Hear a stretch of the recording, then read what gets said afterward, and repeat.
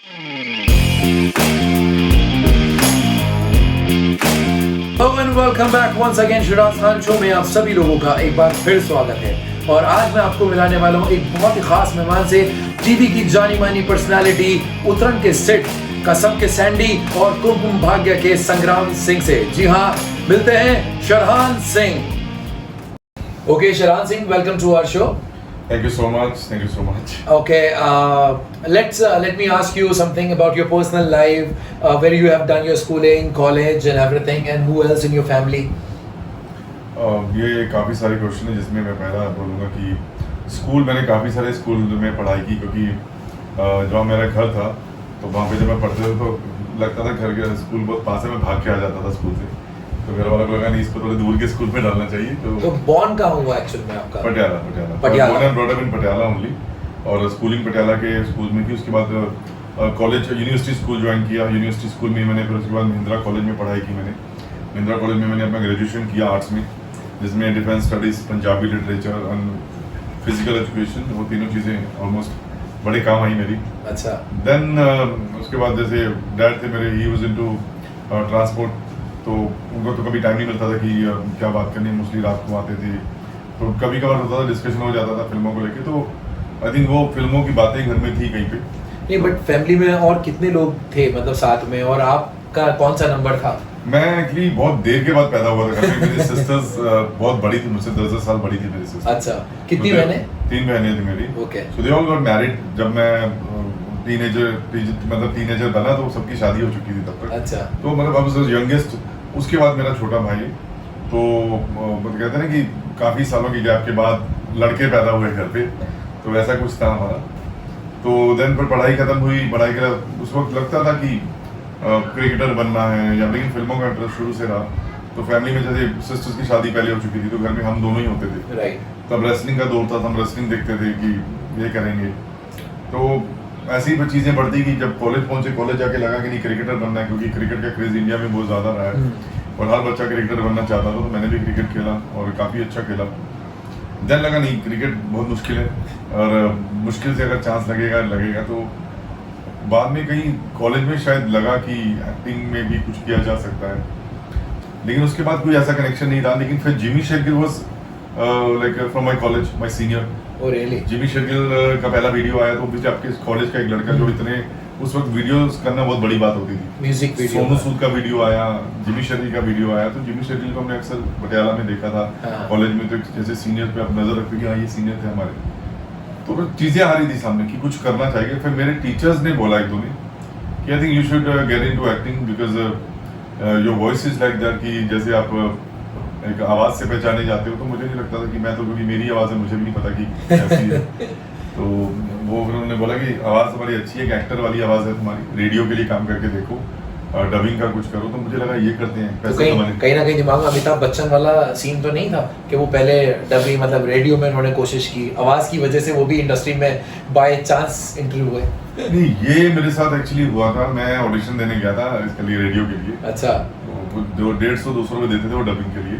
तो पहली बार में तो रिजेक्ट हो गया। उन्होंने 10 लोगों को बुलाया था, तो 7 को बुलाया, 3 को नहीं बुलाया। 3 में मैं भी था।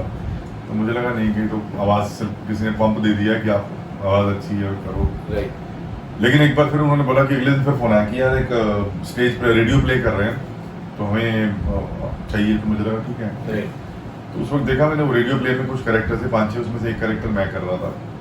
तो पहली बार मैंने रेडियो का जब काम किया तो 250 रुपये मिले उस चीज़ के। अच्छा। फिर उसके बाद वो रेडियो स्टेशन के जो ऑफिसर थे हमारे, उन्होंने अक्सर बुलाना शुरू कर दिया कि ये रेडियो का प्ले आ जाओ। तो चीज़ें धीरे धीरे बिल्टअप हुई। फिर मुझे चंडीगढ़ से किसी ने कॉल किया कि ये डबिंग करनी है कुछ एड्स की, आपकी आवाज़ का सुना है कि आवाज़ आपकी काफ़ी खरी है, तो क्या अमिताभ बच्चन वगैरह की आवाज़ निकाल सकते हो? तो मुझे लगा यार ये कैसी बात है। मैं घर गया, मैंने आवाज़ निकालनी शुरू की, तो मैंने आवाज़ निकालनी सीख ली। अच्छा। तो अगले दिन मैंने बोला हाँ मैं कर सकता हूँ। मतलब अमिताभ बच्चन की भी आवाज निकाली? तो वो निकाली। फिर मैं उनकी एड में अच्छा, एक कुछ अमिताभ बच्चन की आवाज में कुछ बोल के बता दो। उन्होंने बोला था कि गाना चाहिए, जो एक गाना था रंग दे इनका, एक पंजाबन कुड़ी पटाखा दे लगी, वो गाने में एक आवाज चाहिए रियल, जो आज उन्हीं का जो एक लिरिक्स था जो उन्होंने बनाया था कॉमेडी। तो मैंने वो जब गाया, तो जो वहाँ पे जो लेडी थी जो चंडीगढ़ में वो करवाते थे डबिंग का, तो उनको अच्छा लगा, उन्होंने मुझे 500 रुपये दिए वो आवाज़ निकालने के। हमें वो आवाज़ सुननी है एक्चुअली, लोगों को पता चलना चाहिए कि उसके पीछे ये आवाज़ थी। एक्चुअली तब केबीसी आ गया था, फेमस हो गया था, तो मैंने इनको पहले केबीसी का एक बताया, जैसे बोलते हैं कि और तो देखिए सच आज हमारे बीच बैठे शाहरुख खान, जिनसे पूछेंगे हम एक सवाल, चलिए हमारा पहला सवाल कंप्यूटर स्क्रीन पर, चलिए। सो देन ये मुझे लगा कि ठीक है, फिर वो गाना गाया, एक पंजाबन कोड़ी पटाखा दिल चुरा के ला गई, ओए सोना सोना ओ दिल मेरा सोना। उन्होंने बोला हमें तो मिल गई ऑडियो में आवाज। तो देन रियलाइज, मैंने एक दिन पहले ट्राई की थी तो हो गई शुरू। तो बस इस तरह से डबिंग का काम चलता रहा। फिर मैं चंडीगढ़ में अक्सर आता था, जैसे यूनिवर्सिटी में पढ़ाई चल रही थी, चंडीगढ़ में डबिंग चल रही थी, तो चीज़ें होती गई। मतलब आई नेवर थॉट कि सब चीज़ें मैं करता जाऊंगा होती जाएंगी। मतलब कुछ प्लान करके नहीं बढ़ रहे थे, बट जो जैसे आ रहे थे, काम आ रहे थे, वो लाइन अपनी तरफ कोशिश करता जाता है कि कुछ कर सकते हैं, अगर करोगे तो चीज़ें हो जाएंगी। राइट। फिर उसके बाद काफ़ी सारी लाइन लगी, फिर मैंने काफ़ी सारे एक्टर्स की आवाज़ें निकालनी शुरू की, ऐसी शौकिया तौर पे। अच्छा, और भी कोई एक्टर जिनकी आप आवाज़ें निकालते हैं? फिर उसके बाद यूनिवर्सिटी में हमारे एक होस्ट हमारे मिस हो गए थे, तो बोले कि हमारे होस्ट आए नहीं है यार, वो पंगा पड़ गया कि हरभजन मान, योगराज सिंह सब आ रहे हैं गेस्ट। ये यूनिवर्सिटी टाइम की बात है, 2002 की बात है ये। तो फिर मैंने बोला मैं करता हूँ, थोड़ा सा लेते हैं पंगा। तो फिर मैंने जब शुरू किया तो पहले तो अमिताभ बच्चन जी की आवाज़ से मैंने पीछे से पर्दे के पीछे सारा किया, क्योंकि पहले कभी इतना किया नहीं था। फिर मैंने नसीरुद्दीन शाह जी की आवाज़ निकाली, धर्मेंद्र जी की निकाली, सनी देओल की निकाली, दिलीप कुमार जी की निकाली, राजकुमार जी की निकाली, अजीत और सुनील शेट्टी की निकाली। तो काफ़ी सारी आवाज़ें मेरी इकट्ठी हो गई, तो संजीव कुमार। तो मुझे लगा कि अब चीज़ें होती जा रही हैं। तो फिर ये मैंने इसमें अपना मिमिक्री में मैंने अपना कभी कुछ काम ज़्यादा किया नहीं, लेकिन इतना पता था कि आता है, कभी कुछ ऐसा करना पड़ जाए तो यू हैव थिंग्स टू से। तो जैसे नसीरुद्दीन जी की आवाज़ बड़ी रेयर थी, बहुत कम, वही मैं कह रहा हूँ, कम लोग नसीरुद्दीन शाह साहब की करते हैं। तो जैसे उनका एक स्टाइल है, ये अच्छी बात है, हम भी उसी शहर से आए थे जिस शहर से तुम लोग आए थे मियां, हम भी। हाँ, ये कुछ ऐसे कैरेक्टर हैं जो इतना डिफिकल्ट है, कोई मिमिक्री भी इतनी आसानी से नहीं कर सकते। तो फिर वो चीज़ें काम में आई। फिर मैंने दिलीप साहब की जैसे हमारे साथ भी बात कीजिए, हम भी जो दिलीप कुमार हैं, वैसे ही राजकुमार जी थे, जानी अगर आप दिलीप कुमार हैं तो हम राजकुमार हैं। वैसे ही सनी देओल धर्मेंद्र थे जैसे। तो बेटे जो धर्मेंद्र हैं या मैं, पापा आप ही हो। तो वो सब चीज़ें एकदम चलती गई। तो लगा कि एक कॉमेडियन नहीं कहूंगा मैं अपने आप को, बट ये वाली साइड शरण आई एम श्योर बहुत सारे लोग अभी तक नहीं जानते होंगे, voice over and mimicry artist as well. तो मिमिक्री का नहीं है, मिमिक्री आर्टिस्ट मैं कभी नहीं बना, बिकॉज मुझे लगता था मैं इतना अच्छा नहीं हूँ। बहुत सारे अच्छे लोग बैठे, राजू श्रीवास्तव की बात देखता हूँ, या हमारे बॉम्बे में है सुदेश भोसले हैं, he used to give voice for Amitabh Bachchan ji. तो तब मुझे लगा कि मेरी काफ़ी चीज़ें अभी नहीं हैं। तो फिर जैसे सैफ अली खान की शुरू की मैंने, परेश रावल जी की शुरू की, फिर और भी एक्टर ऐड होते गए, तो बढ़ते गए धीरे धीरे। लेकिन वो चीज़ें मैंने साइड में रखी, क्योंकि एज एन एक्टर ही काम जब शुरू हो जाता है आपका, तो आई नेवर बॉदर, बट चीज़ें सीखने की जो चीज़ें थी वो होती गई हैं। तो पहला ब्रेक एज एन एक्टर कहाँ चंडीगढ़ में मिला, मतलब और कौन सा वो ब्रेक था जिसने आपकी लाइफ में चेंज लेकर आया एज एन एक्टर? मैं ब्रेक नहीं बोलूँगा, चीज़ें देखो चलती गई, एक पड़ाव होते हैं, आप एक गिनती एक होती है, 1 पे नंबर 1, 2 पे 2, 3 पे 3। तो अगर इनको पैसों में काउंट करें 1000, 2000, 3000, तो आपका रैंक बढ़ता जाता है। तो पहली बार जब मैंने काम किया था, शायद मैंने थिएटर में प्ले किया था, भगत सिंह का प्ले था हमारा, वो बड़ा अच्छा मज़ा आया। जो पहली बार मुझे लगा ये मेरा काम है। लेकिन सीरियल वाइज बोलूँ तो मैंने दूरदर्शन के लिए पहला सीरियल किया था, जिसमें मैं टेररिस्ट बना था, जो दिल्ली कश्मीर के लिए कर रहे थे। तो उसमें मुझे समझ नहीं आया कि मेरे साथ काफ़ी अच्छे एक्टर थे, मैं नया एक्टर था, लेकिन किसी ने कभी ऐसा फील नहीं करा कि मैं नहीं कर पा रहा हूँ। तो सब फ्लो में होता गया। फिर उसके बाद पहला सीरियल, दूसरा सीरियल, तीसरा, उनके सब उन्हीं के साथ मैंने 5 सीरियल कर दिए।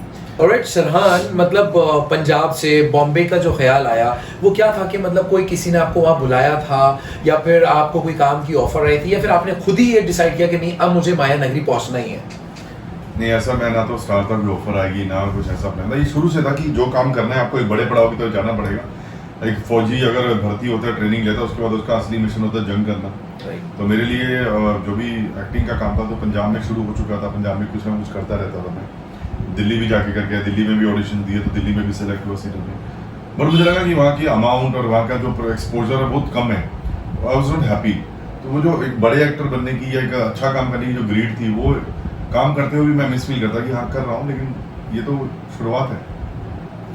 फिर मैं बॉम्बे आया, जब बॉम्बे आके मैंने मन जी को मिला दोबारा, जिनको मैं वीज़ारा के वक्त मिला था, तो बोले कि मैं एक फिल्म कर रहा हूँ, पंजाबी मूवी है जिसमें जिमी शेरगिल, राज बब्बर, जूही बब्बर, अनुपम खेर, 4 नाम गिना दिए उन्होंने। तो मुझे लगा कि ये फिल्म तो मुझे करनी है उनके साथ, पंजाबी हो। लेकिन तब उन्होंने बोला कि 3 इसमें लड़के हैं जिमी के साथ, और जिमी हीरो है। तो मैंने बोला ठीक है। तो बोले एक सरदार है, एक हरियाणवी है, एक ऐसे नशे करने वाला लड़का थी। नशे करने वाला लड़का उन्होंने फाइनल कर लिया था पटियाला से, और जो हरियाणवी था वो मेरा एक फ्रेंड था, उसको मिलवाया तो उसको फाइनल कर लिया। और वो सरदार वाला कैरेक्टर मेरे दिमाग में नहीं आ रहा था, क्योंकि आप ऐसे दिखते हो और अगर आपको लगता है कि आपको पहली फिल्म में सरदार बना के लेके आना है, तो it was not running in the mind, you know, कि ये करना है। लेकिन जब स्क्रिप्ट पढ़ता था, क्योंकि मैंने उनको ज्वाइन कर लिया टीम में, मैंने कहा ये नहीं तो डायरेक्शन टीम में कर लो, कास्टिंग में कर लो। तो मैंने वो एक्सपीरियंस भी लिया उनके साथ। ऑफिस रोज आना है, स्क्रिप्ट पढ़नी है, स्क्रिप्ट को जेरोक्स कराना है, तो उसको रीराइट करवा के उसको हिंदी में लिखना है। फिर मैं उसको हिंदी या पंजाबी में लिखता था। तो मैं एक एक्सपीरियंस हो रहा था कि एक रास्ता किसी को फॉलो करते हो ना, वो बंदा किस रास्ते से जा रहा है, तो आप भी उतनी नॉलेज में आ जाते जितना अगले वाले को पता है। तो वो मेरे साथ शायद स्क्रिप्टिंग का और डायरेक्शन का एक्सपीरियंस वो पहली फिल्म से ही होना शुरू हो गया मेरा। लेकिन जब वो सरदार कैरेक्टर फाइनल नहीं हुआ, तो मंजी को मैंने बोला सर, वो जो शाहिद कपूर के साथ आया था वो लड़का भी आया, मंजी को वो पसंद नहीं आया। फिर उन्होंने पंजाब में किसी को बोल दिया कि एक लड़का था, तो तुम दाढ़ी बढ़ाओ, मुझे असली लुक वाला सरदार चाहिए, नकली दाढ़ी नहीं लगानी। देन जयदेव कुमार है जो म्यूजिक डायरेक्टर, वो भी बैठे थे, गाना रेडी कर रहे थे। तो मैंने बोला मंजी, वो सरदार वाले कैरेक्टर के लिए कैसे करना है? तो बोले I think he can do, Shahran is also good for that. तो मुझे बोलते ओके ठीक है, तुम दाढ़ी बढ़ा लो। तो मुझे लगा कि सही है, लेकिन वो बाद में पता चला उन्होंने एक लड़के और बोला हुआ था यहाँ पे, ऑप्शन था उनके पास कि ये अच्छा नहीं करेगा तो एक बंदा तो है ही हमारे पास। तो फिर जब दाढ़ी वाड़ी बढ़ गई, उसके 1 महीने बाद हम चंडीगढ़ आए शूटिंग करने, तो सामने मुझे एक बंदा और मिला। जब कास्ट पे जो कमरे मिलते हैं ना, ये जिमी शेरगिल का कमरा, ये जूही बब्बर का कमरा, मेरे रूम में गैरी चहल जो हरियाणा में रोल किया, तो वो मेरा पड़ोसी भी था पटियाला में और मेरा पुराना दोस्त भी था। तो हम उस फिल्म में इकट्ठे काम कर रहे थे।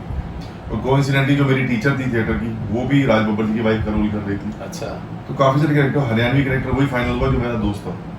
तो हमने फिल्म का सेटअप शुरू किया, तो वो लड़का खड़ा हुआ था सामने दाढ़ी पे। तो मैंने बोला भाई आप कौन सा रोल कर रहे हो? यार मैं वो सरदार जो हरिंदर कैरेक्टर है। मैंने दिल में सोचा तो मैं कर रहा था, मुझे लगा नहीं हुआ। हालांकि मुझे चेक मिल चुका था साइनिंग का, मुझे साइनिंग का चेक मिल चुका था, लेकिन मुझे लगा कहीं गड़बड़ तो नहीं होगी कि किसी और को ले लिया है। फिर अगले दिन जब शुरू हुआ, तो मंजी ने मुझे भी बोला कि तुम Harinder, he called me Harinder, तो उसको बोला नवतेज। तब मैं समझ गया कि उसको कोई और रोल दे, उसको ऐसे ही साइड में 5वें नंबर पे दे दिया गया। लेकिन उसको समझ में आ गया ये रोल कागजों में नहीं, तो दैट गाय मूव्ड आउट। बोला पाजी ये रोल तो है नहीं, मैं नहीं कर पाऊंगा। एंड आज वो भी बंदा एक अच्छा डिस्ट्रीब्यूटर डायरेक्टर है। मतलब सबने अपनी जगह बनाई है। तो ये फिल्म का फिर ऐसे फाइनल हुआ, तो हमारी शूटिंग शुरू हुई। बड़े मज़ेदार तरीके से फिल्म खत्म की। हम इतने मेन एक्टर्स जो अनुपम जी हैं, राज बब्बर, जूही बब्बर, केतकी Dave, Vivek Shauq, Gurpreet Ghuggi. So it was surrounded by all. क्या नाम क्या था उस मूवी का? यारा नाल बहारा। तो यारा नाल बहारा मतलब fun with friends in short. तो वो जो फिल्म बनी, हिट सुपर हिट रही, जिमी शेरगिल मार्केट में स्टार बन गए भाई साहब इस फिल्म से। मैं बॉम्बे में था, तो मैं पंजाबी में था, जो पहली फिल्म की थी। लेकिन मैंने उसके बाद 2 फिल्में और की, एक भट्टी साहब के साथ की, एक मैंने गुस्सेवर मान के साथ, जब पूरी टीम थी हमारी। तब लगा पंजाबी फिल्मों का बेस क्लियर नहीं है अभी। एक अच्छी फिल्म हर साल नहीं बन रही है, और हर अच्छी फिल्म में जरूरी नहीं कि आप रिपीट हो, क्योंकि हम ना तो कैरेक्टर एक्टर थे, ना हम हीरो थे। हम नए हीरो थे जिनको पता नहीं मौका कब मिलेगा। तो आई डिसाइडेड कि टीवी का काम साथ में चलते रहना चाहिए। तो देन बॉम्बे में जितने ऑडिशन दिए मैंने, तो I think I would say कि मेरा लक रहा हर चीज़ में, या एक्सपीरियंस था। जो पहला ब्रेक टीवी में वो कौन सा मिला जिसने आपकी लाइफ को बदले दिया? लाइफ बदलने का नहीं, देखो लाइफ धीरे धीरे बदलती है, कुछ नहीं बदलता। CID मेरा पहला सीरियल था, जब मैंने किया तो बड़ा अच्छा लगा कि CID पूरी दुनिया देखती है। एक एपिसोड था मेरा, तो मैंने सबको फोन किया कि मेरा CID में आ रहा है। लोगों ने देखा। Then I would say I did राखी 2 साल किया मैंने, जो मेरा पहला सीरियल था। अच्छा, फर्स्ट सीरियल राखी ZTV पे 2007 में किया, फिल्म के 2 साल बाद। तो मैं 2 साल उसी में बिजी था। लेकिन जब वो खत्म हुआ, उसी प्रोडक्शन हाउस ने राखी उतरन शुरू किया। तो उतरन वाज अ सीरियल दुनिया ने देखा मेरे ख्याल से। उतरन के बाद आई डोंट थिंक लोग मुझे शक्ल से ऐसे ना कि ना पहचाने। वो एक कैरेक्टर ऐसा था, उतरन के जितने कैरेक्टर थे, चाहे वो रश्मि देसाई है, नंदित संधू है, अयूब खान है, अपना रोहित खुराना है, टीना दत्त है, तो दे मेड नेम्स। तो I was one of them. एक मेरा रोल होता था, स्पेशल अपीयरेंस आता था मैं, तो VIP गेस्ट बन के आता था मैं शो में। 2 महीने शूट कर रहा हूँ, फिर मैं गायब हो जाता था। but still I kept working for 3 years in Uttaran. Right. So I would say I was part of Uttaran as a negative lead. और आज 15 साल बाद उतरन वर्ल्ड वाइड चल रहा है, Serbia, Georgia, Indonesia, Armenia, Turkey, तो मुझे भी उतना ही रिस्पॉन्स मिलता है जितना नंदिश या रोहित को मिलता है. तो देन आई रियलाइज कि मेरा पहला सीरियल राखी था, लेकिन Uttaran was that serial gave me fame Yes. And made me Siddh from उतरन. अच्छा, एक और बात नोटिस की गई है, जब से आप इंडस्ट्री में काम कर रहे हो और लोग आपको पहचानने लगे, most of the serial that you have done, उसमें सब में एक नेगेटिव कैरेक्टर ही क्यों मिलता है? शरान सिंह को कोई पॉजिटिव कैरेक्टर के प्ले करने का क्यों मौका नहीं मिला? बिकॉज आई थिंक इंडस्ट्री में जितने अच्छे फेस वाले कैरेक्टर हैं वो हीरो रोल कर रहे हैं, और मुझे कहते हैं कि आप अच्छे दिखने में लेकिन नेगेटिव में आप बहुत मजा देते हो. कोई हीरो के सामने अगर विलन भी अच्छा हो तो लोगों को मजा ज्यादा आता है. Right. यार ये साला करेगा कुछ गलत, शायद पता है कि शायद हीरो भी हो जाए. तो मुझे ये फायदा बड़ा अच्छा मिला कि मेरे फेस पे कट नहीं है, मेरी आंखें ऐसे नहीं है, या मेरा फेस ऐसा नहीं कि मैं विलन ही लगूं. तो मैं लोगों को ट्रीट कर सकता हूँ, मैं कभी भी अच्छा रोल भी कर सकता हूँ, मैं उसमें पॉजिटिव नेगेटिव भी कर सकता हूँ. तो that playful thing I think happening in all roles. Absolutely. मैंने जितने कुमकुम भाग्य अगर किया है तो लोग हीरो समझ के देखना शुरू करते हैं, वो नेगेटिव जो उनको एंटरटेन करता है. शायद यही वजह है कि जो भी लोग कास्ट करते हैं वो तो ये दिखता तो लीड सब हीरो वाला कैरेक्टर है, लेकिन इसको नेगेटिव में रखेंगे तो it's a illusion. One craziest thing you have done in your life? I think मैं बहुत छोटा था and I jump from the top, नीचे सैंड था. अच्छा. That was something it could kill me. What are your greatest strength and weakness? My hyperness. And your weakness? Same. Oh, same. Okay. Which color of wardrobe you have? Brown. Okay. One thing that you have not shared with anyone. My family. Okay. What is your favorite part-time? I think I like to read about things. I can Google so many things. Okay. Tell me your embarrassing moment. I remember once my shoes was broken, so I was not able to walk through with second shoes. तो मैंने दोनों उतार दिए, मैं road पे चल के आ रहा हूँ अपनी गाड़ी के पास, शूज हाथ में पकड़ के. वो समथिंग. अच्छा. Tell me your nickname. Sonu. Sonu. Yeah. ये तो मुझे भी नहीं पता इतने साल से. Okay. Best childhood memory. I remember I used to go for fishing. Uh-huh. I never did that after that. Okay. Last time you laughed very hard. I think long back. Uh-huh. Long back. I think more than 3 years. Really? With a group of friends, like we hardly get time now. Okay. Love marriage or arranged marriage? Why? Should be good and both are okay. No, I mean you should choose one. I don't think it's not. You can't choose from the beginning. It goes after that. Not Okay. before that. Describe yourself in one word. Try to be good. Okay. 2 things you would change about yourself. I think I told you. My hyperness, same thing which I added. I get hyper very easily. Okay. And second, I'm very lazy with the workout time. I shit from workout like. I think my exercise time is very less nowadays. I used to exercise a lot. Now, Tell me one gadget you can't live without. मुझे I पता. think my watch. Really? I think my watch. नहीं, ये झूठ है. ये झूठ है. Obviously, you can't No. live without your gadget, mobile phone. Tell honestly. That is with everyone. That is with everyone. I'm This talking is about what something. we get. If I forget my watch, I go back and get my watch. Okay. One message that you would love to give to our young generation. See, only thing, एक ही चीज़ बोलूँगा कि stay away from drugs, smoke, which are not a part of life. People who are doing it for fun, it's bad. And personally, I don't do that.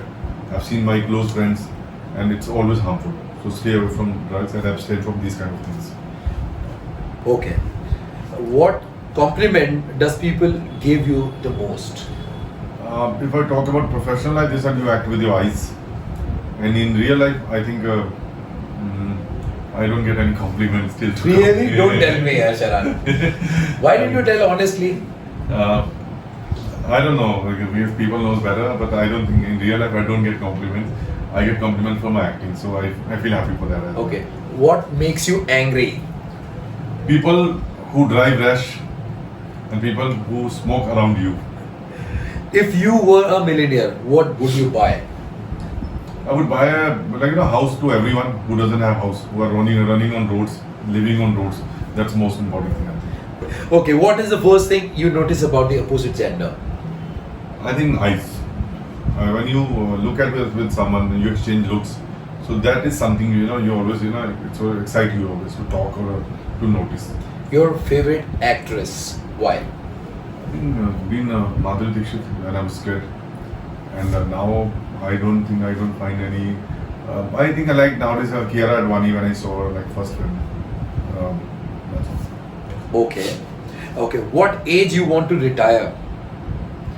Actually, I didn't decide about that. The day I think I'll die, I'll get retired. Okay, one song which describe your life and resemble to your life. हंसते हंसते cut जाए रास्ते, गा के जिंदगी यूं ही चलती रहे. गा के हो जाए. हैं? गा के हो जाए. हंसते हंसते कट जाए रास्ते, जिंदगी यूं ही चलती रहे. खुशी मिले या गम बदलेंगे ना हम, जिंदगी यादें बदलती रहे. Very nice. Okay. Last but not the least, हमारे शो के बारे में आप क्या कहना चाहोगे? It's fun. It's like I really enjoyed giving this interview. It's like मुझे बड़ा अच्छा बोलने का मौका मिला अपनी चीज़ों के बारे में, जिनके बारे में काफ़ी सालों से मैंने नहीं अपने इंटरव्यूज में बोला है. So I think I would say thanks to Shiraz and the Shiraz Khan show. It gave me opportunity to say unsaid things which were not revealed before. That's all. Thank you. And I am sure Sharhan Singh का ये जो part है वो आपने आज से पहले नहीं देखा होगा. इंटरव्यूज तो बहुत दिए शरहान ने, मगर कुछ ऐसी बातें थी, ऐसे राज थे जो उसने आपके साथ, हमारे साथ यहाँ पर हमारे शो पे शेयर किए हैं. और उम्मीद करते हैं आपको ये सब बहुत ही ज़्यादा पसंद आए होंगे. और अगर आपको शरहान सिंह की ये स्टोरी पसंद आई तो प्लीज़ लाइक एंड शेयर करना मत भूलिएगा.